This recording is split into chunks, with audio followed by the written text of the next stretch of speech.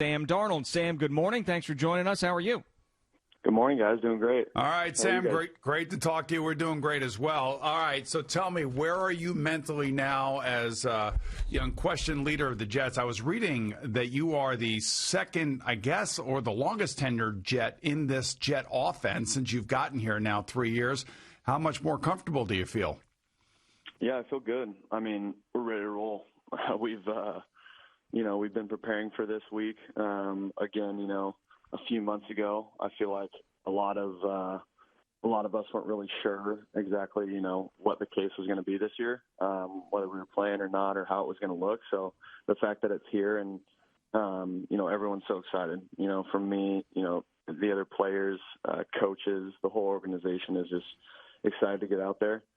It's definitely going to be a little bit different without fans, but because they make the game so great, but it's I think the artificial crowd noise is going to help a little bit with that. But we're excited to get the season rolling, and we're pumped for it. I say, thank God, no fans in Buffalo this weekend. That's what I say, Sam, and that's good for you, so you'll be able to communicate. Last year, mononucleosis. This year, in the offseason, you were saying you're going to be really careful about how you go about your personal business and making sure that it's a very simple life. It's football. It's back to your apartment. Maybe you order in. Maybe you eat at the Jet facility.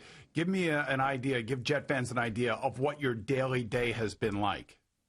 Yeah, I mean, you just kind of mapped it out there. I think just making sure I'm not, around a ton of people. I think as long as I'm safe with it, if I do go somewhere, make sure I'm wearing a mask and staying 6 feet away from someone. So, but for the most part, I'm just getting my work done here, maybe ordering in or doing something like that. So, pretty simple lifestyle, but it works for me. Boomer and Gio, it's Sam Darnold on the Fan and CBS Sports Network. You seem like a guy who's always pretty relaxed and pretty even-keeled, but Boomer's talking about some of the issues that you had your first couple of years. I mean, I could imagine you had some times you were very, very frustrated. I mean, of course, with the injury the first season, you come back and then you look great early on, and then you're out because you're sick. It's just, it had to be very, very tough. What was the toughest time for you in the first couple of years where you really got frustrated as to what was happening? Yeah, I think for me that last year at the beginning of the season, having a good game against Buffalo, obviously not getting the result that we wanted. But, I felt like, we kind of started to get things rolling as an offense and, we could kind of see where we were headed.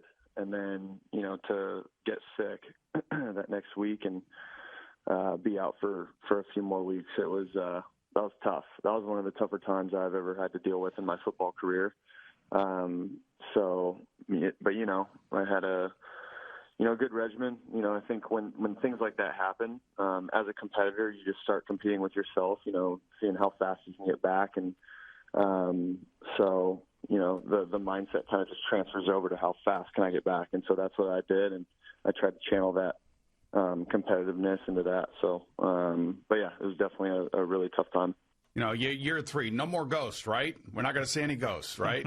we got this down, and we all understand, obviously, that ESPN threw you under the bus by allowing that to go out there. But, I was trying to tell these guys I could commiserate with you because I remember when I was a young player, and I've often said this on this radio show, that sometimes young players, it looks to a quarterback like there's 15 defenders out there, like they know what you're doing sometimes. And I think that's where you were in that game against the Patriots.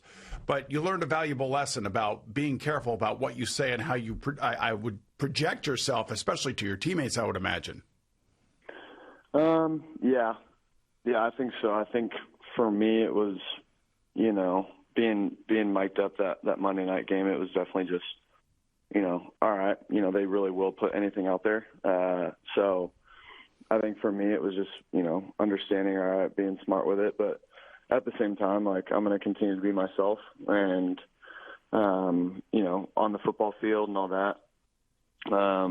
So obviously it was, put out there and it was bull crap, Sam, is what it was. It was bull crap. You don't have to apologize for anything. You got crushed with that. It was stupid. Yeah. I'm definitely not apologizing, but it was definitely, it happened. So, just, again, it kind of goes back to, and Boomer, this, as well as anyone, being the quarterback for the Jets. And, I'm sure Daniel can attest to this too. Being the quarterback of the Giants is just a different media market here. And you just, whenever, even on the field, which I never even thought you had to worry about, but on the field, you got to be worried about what you say as well. Yeah, you're right. And like I said, I went through the same thing that you did. And we all quarterbacks do, but now it's no more. I mean, this is your third year. This is now you know who you are. You're only 23 years old, which is amazing because I didn't start in the NFL until I was 23. And Connor McGovern, your center, is saying, man, I could not tell that Sam Darnold was 23. So the maturation part of it, I think, is now here. And I think you have a better understanding of what your role is as an NFL quarterback. Fair to say that? Yeah. I mean, this team, this offense, we're ready to go. We're excited for week one. We understand what kind of team we want to be and what kind of team we are.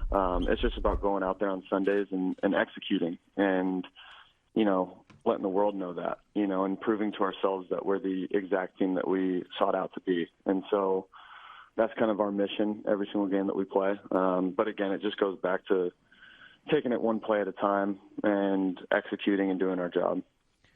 So from where I sit, it seems like it's got to be tough to deal with all these wide receiver injuries, but I'm not you, and I'm not out there on the practice field. So tell me what that has been like as you're getting ready for the season with no preseason games, and you've seen a lot of your guys miss practice time and training camp time at the wide receiver position. Yeah, I think for us it's just always been next man up mentality. The great thing about this offense is, and I feel like this is really every offense ever, but, there's guys that are supposed to be in certain spots at certain times. It's all based on timing. And so for me, it doesn't matter who's out there. Obviously you want to have your guys out there, but, it's all timing. And it's all right. It's just my job to get it to the open receiver at the right time so he can go and make yards after the catch. And, I think this offense is great for allowing the next guy up to be able to go out there and have success. It's Boomer and Gio talking with Jet quarterback Sam Darnold. Let's talk a little bit about your head coach, your relationship with him. He calls the plays. There are some Jet fans out there, I'm sure you've heard it, that are not too happy with him, the way that he carries himself. At the end of the day, the most important relationship, I believe, on the team is the quarterback and the coach. Where is your relationship with Adam Gase? And tell Jet fans why some of them are wrong when they are so critical of who Adam Gase is as a coach. Yeah, I mean, Coach Gase he's awesome. I mean, he's a great person. I think every single player in this locker room will attest to that. He has a personal relationship, I think, with, almost everyone on the team. And if he doesn't, he's going to make sure he goes up to that guy and get to know him and stuff like that. So he's a great dude. And, I think for him, the thing that we all love about him is, he's, just going to be himself every single day.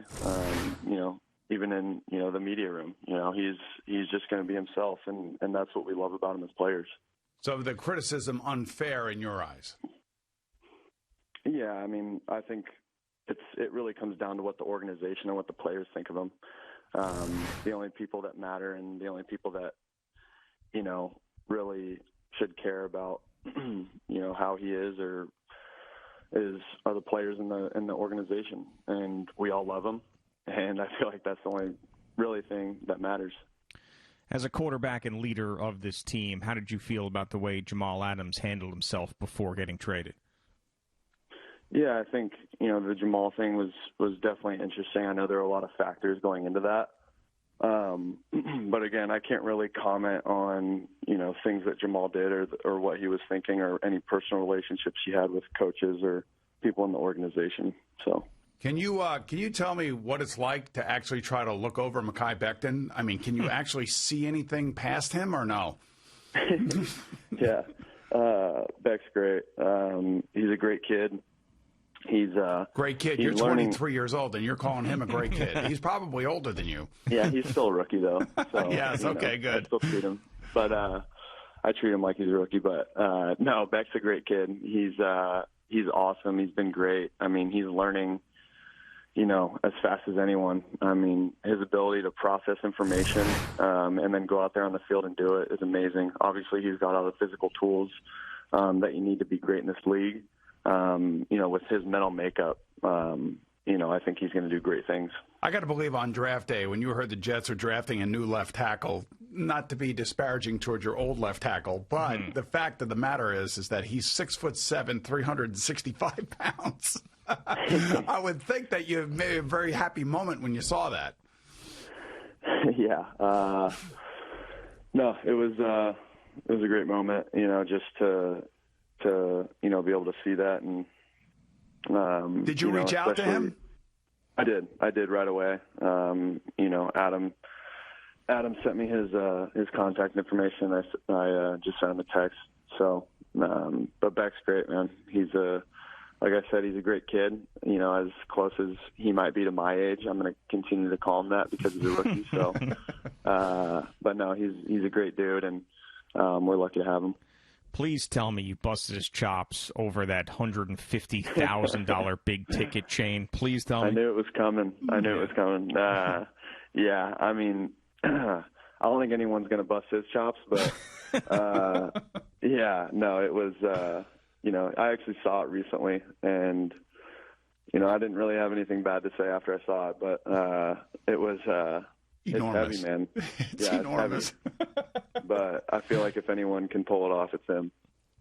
Talking to Sam Darnold on the Fan and CBS Sports Network. You mentioned earlier about the fake crowd noise and maybe that helping, but I mean, can you really envision yourself in a game scenario with no preseason games on the road in Buffalo playing with no fans? Do you try to create some sort of atmosphere in practice that's going to be able to mirror that? Or is it just sort of impossible and you're going to have to figure it out, once you get there and start playing the game? Yeah, I think it's definitely, we're going to have to figure it out once we get there. Because, I think there's certain mandates on how many decibels you're allowed to have in the stadium, but I don't know who regulates that or, how we go about that. So, I mean, we're just going to prepare for everything. Again, I know, as you guys said, the Buffalo fans are tough, but I love them. I love them for that reason because they're not afraid to say what's on their mind. When you're out there on the field or even before the game or after the game. So we're definitely going to miss those guys. But, yeah, we're definitely going to have to adapt to whatever type of crowd noise is out there and however loud it is. Sam, just take it from me. Just be happy they're not there. You can say all the nice things you want about them. We don't want them there if you are an opposing quarterback. They are a pain in the ass. The other thing I will say is that there's always drama around the Jets. I lived for it for 3 years, lived through it for 3 years. So not much has changed in that regard. And one of the big drama stories around your team happens to be your star running back, Le'Veon Bell, his relationship with Adam Gase, the tweeting, the hamstrings, the stiffness. I'm not stiff. He is stiff. I mean, where is Le'Veon and how good does he look and what are you expecting from him? Yeah, Elbo's got a great head on his shoulders right now. I think, we're just, like I said in the beginning, guys, I think we're all just really excited for the season. And it was definitely a weird off season to say the least with no OTAs. And then, I don't even know if you would call it a training camp, but, a camp leading up to the season. So for all of us, it was just adapting to that. But everything's going to be great. I mean, with Le'Veon, we're going to be able to use him in a bunch of different ways. And obviously, him running the football has been very effective in the past. So we're just going to continue to do that. But again, there's a lot of different ways that we can use him. So we're excited about it. Thank you for watching. Please like, comment, and subscribe. And don't forget to hit the red bell so you're notified when we have new content.